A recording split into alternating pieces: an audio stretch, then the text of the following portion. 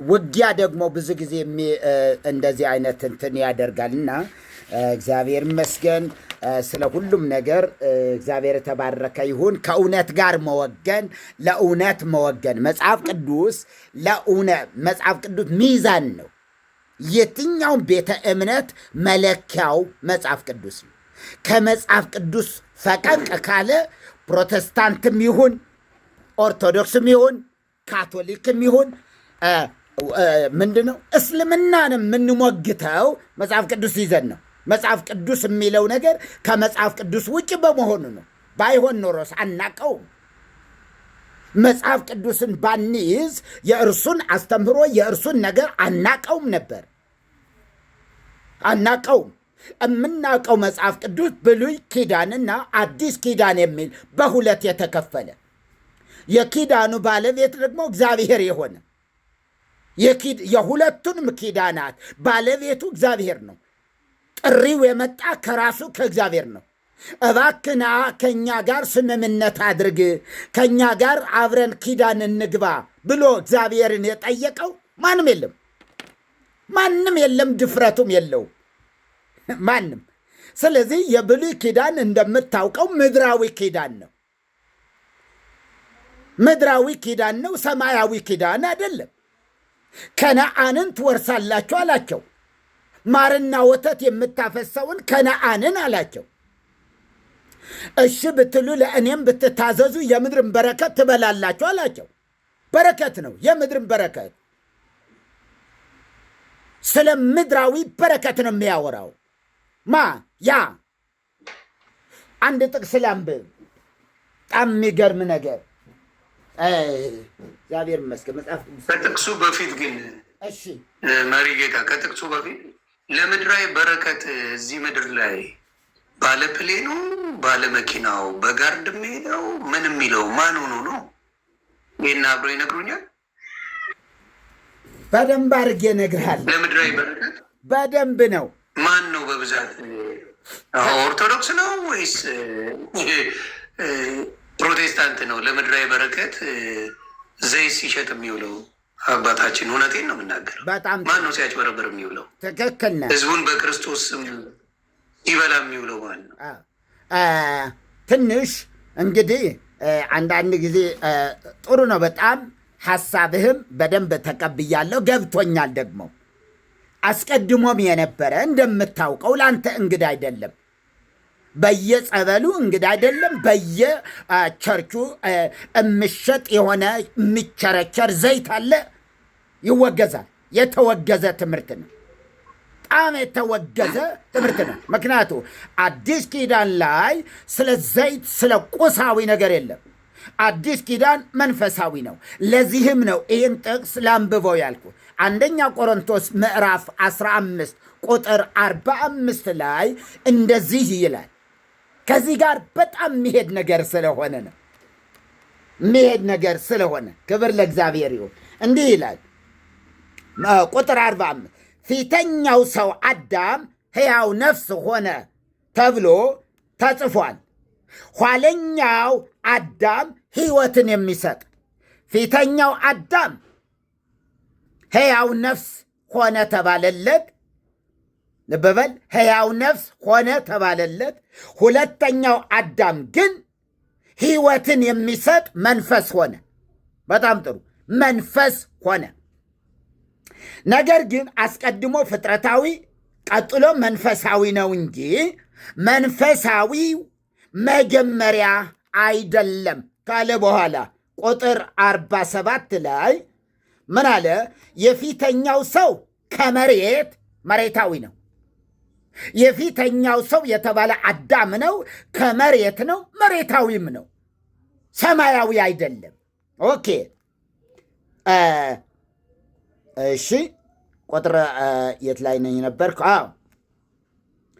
ቁጥር 47 የፊተኛው ሰው ከመሬት መሬታውን። ሁለተኛው ሰው ማን ነው? ሁለተኛው ሰው ክርስቶስ ነው። ምን አለው? ከሰማይ ነው። ሁለተኛው ሰው ከሰማይ ነው። የፊተኛው ሰው አዳም ከመሬት ነው አለ። በጣም ልሄድለት የምፈልገው ነገር መሬታዊው እንደሆነ መሬታውያን የሆኑት ደግሞ እንዲሁ ናቸው። ምን ማለት ነው? ከአዳም የሆኑት አዳማውያን ናቸው። ሚንስ ከመሬታዊው የሆኑ መሬታውያን ናቸው። ከመሬታዊው የተወለዱ ከመሬታዊው የሆኑ መሬታውያን ናቸው። ስቲል ናው ማለት ነው። መሬታውያን ናቸው። ቀጠለና ደግሞ ሰማያዊው እንደሆነ ከሰማይ ደግሞ ሰማያዊ የሆነው ከእርሱ የሆኑ ደግሞ ሰማያዊያን ናቸው። ይሄን ካለን እንግዲያስ ብለን እንሄዳለን። ለመንፈሳዊ ከክርስቶስ የሆኑ ዘይት ግዑዝ ነገር በምንም መንገድ በመንፈሳዊ አገልግሎት ላይ አዲስ ኪዳን የለም። አዲስ ኪዳን ማለት እሺ ምንድን ነው? እኔ አሁን ከነ ኤርሚያስ ጋር በዲኖሚኔሽን አንድ ናችሁ?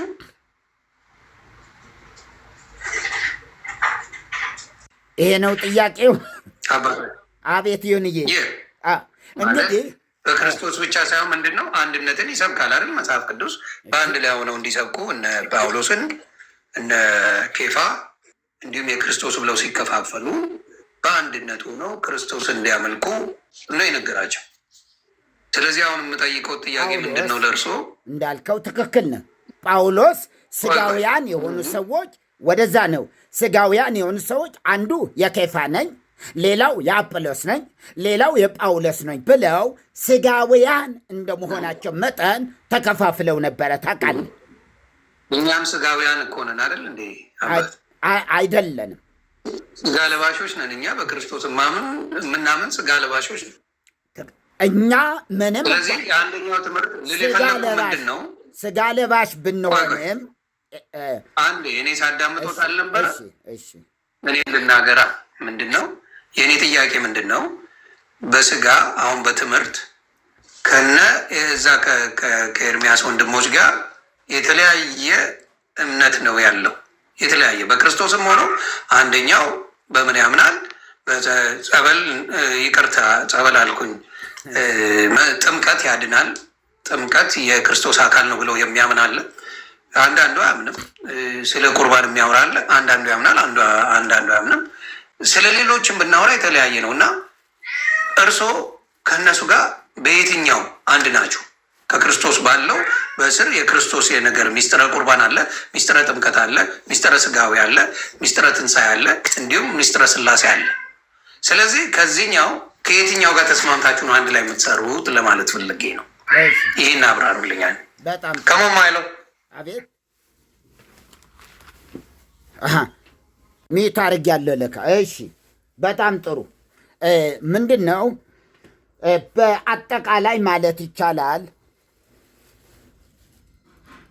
የለህም? ዞር አለ ወይስ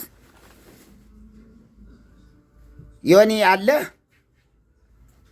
እሺ ዞር ስትል ስለዚህ መጀመሪያ እሱን ኤክስፕሌን ያደርጉልኝና ወደ ሌላው እንሄዳለን። መጀመሪያ ኤክስፕሌን የምናደርገው ምንድን ነው አንድነቱ በክርስቶስ ትምህርት ላይ እንደነገርኳቸው። አሁን በኦርቶዶክስ ሲመጣ ሚስጥረ ስላሴ አለ፣ ሚስጥረ ስጋዊ አለ፣ ሚስጥረ ቁርባን አለ፣ ሚስጥረ ትንሣኤ አለ፣ ሚስጥረ ጥምቀት አለ። ስለዚህ አምስቱ ናቸው። ስለዚህ አሁን በእነዚህ ነገሮች ላይ የተለያየ አይዲያ ነው ያላቸው። እርስዎ አብረው ክርስትናን ከሚነጋገሩ ሰዎች ጋር በምን ላይ አንድ ላይ በተመሰረተ ክርስትና ላይ አንድ ላይ ነው የምታወሩት? ከየት ነው ተርሶ ነገሩኝ። ይሄ በጣም ጥሩ። ክርስትና አንድና አንድ ብቻ ነው። የተከፋፈለ ክርስትና የለም። ምናልባትም በሶስት ከፍለን ልናየው እንችላለን። በሶስት ከፍለን አንደኛው ለምሳሌ ካቶሊክ፣ ከዛ ኦርቶዶክስ፣ ከዛ ፕሮቴስታንት ብለን በሶስት እንከፍለውና ከዚያ በኋላ መዳንን በተመለከተስ የቱ ጋ ነው ማን ጋ ነው የሚለው ነገር መዳንን በተመለከተ በወንጌላውያን አማኞች ያለውን እነ ኤርሚን ጨምሮ እንግዲህ አብያተ ክርስቲያናት የሚባሉ አሉ።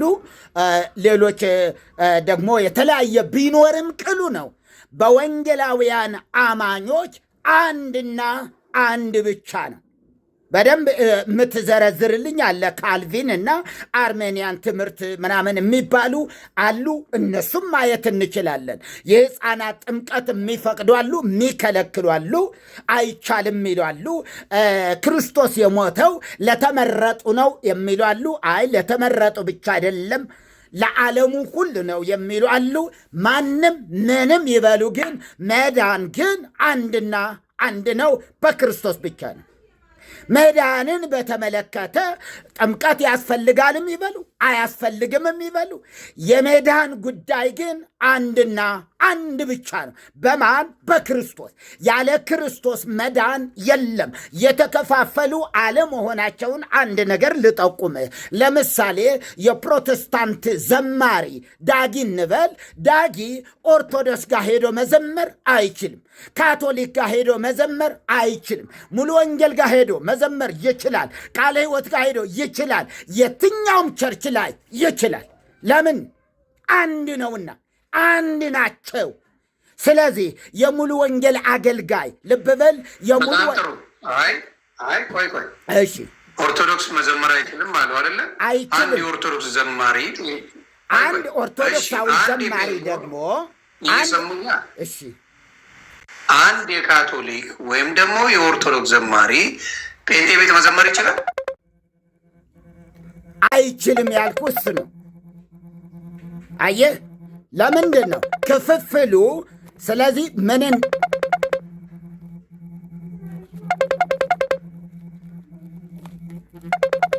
ስልክ እየደወል እስኪ ማን ነው? እሺ ቆይ፣ አሁን እየደወሉ ነው።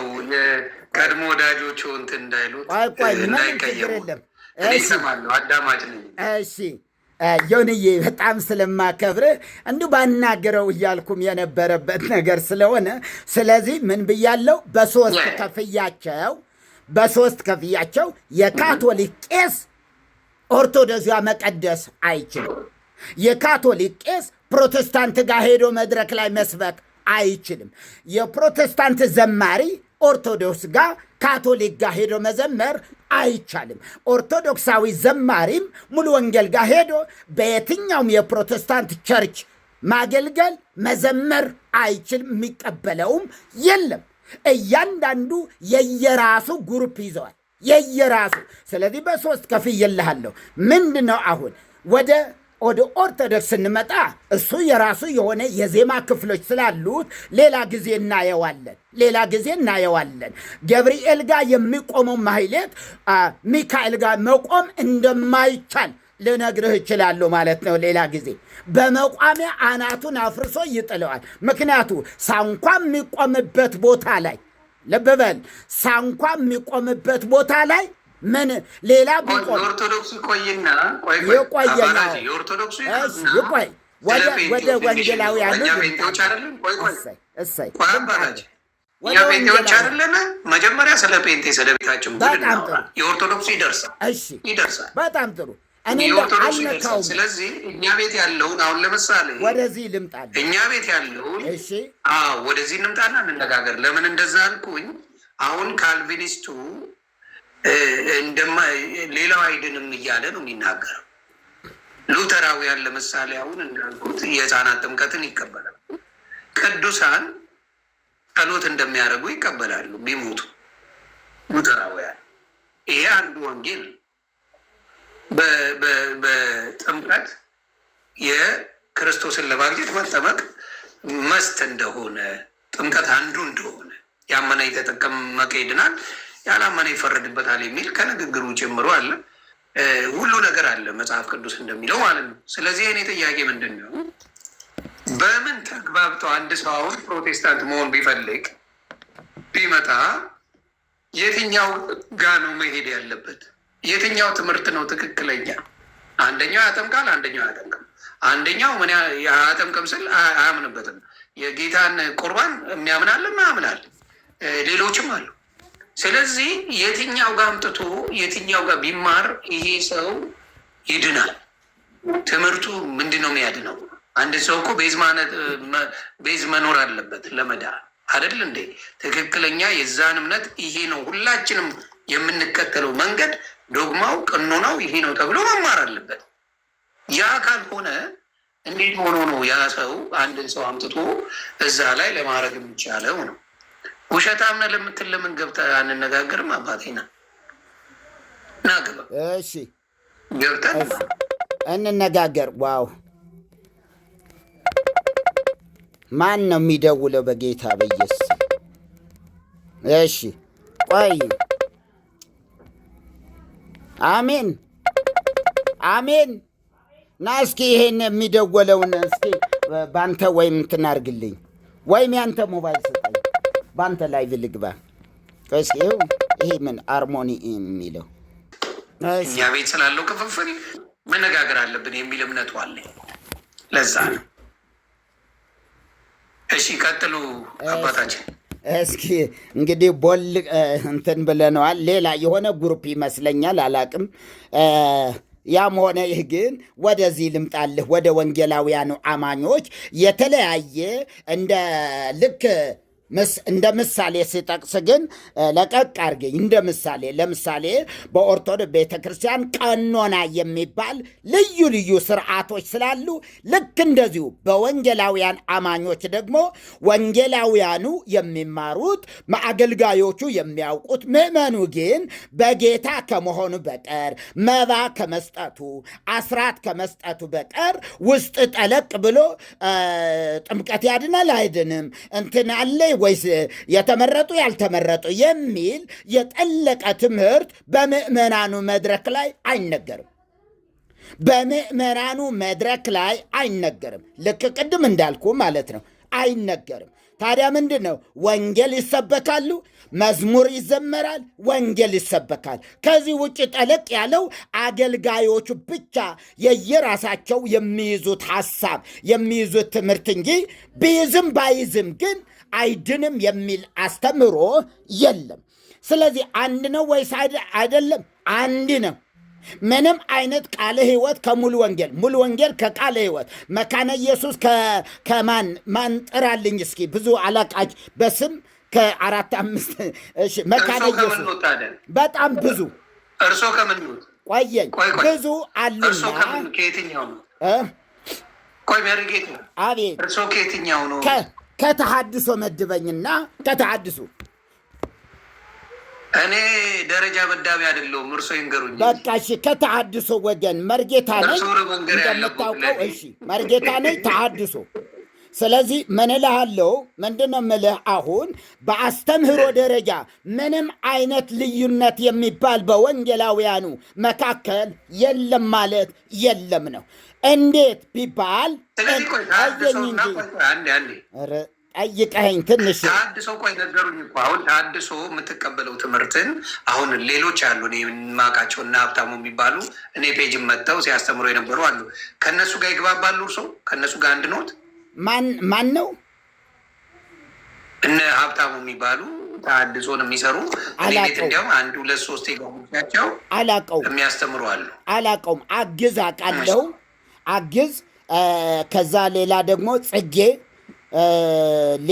ሌላ ጽጌ አውደ ወንጌል የሚባል ሌሎች ደግሞ እንደዚህ። ስለዚህ ለብቻው ነው እርሶ? አይደለም፣ ከማጋ ነው አብረው አውቃቸዋለሁ። እና አግዝ ጋር ከና አግዝ ጋር ነው እና አግዝ ተፈራው፣ አግዛቸው ተፈራ። ታዲያ ከነ ኤርሚያስ ትምህርት ጋር የተለየ አይደል ትምህርታችሁ? ምንም የተለየ ነገር የለውም። እንደሌለው ላሳይህ ነው። እንዴት ነው የሌለው? በጣም ጥሩ፣ እንደሌለው ልነግርህ ነው።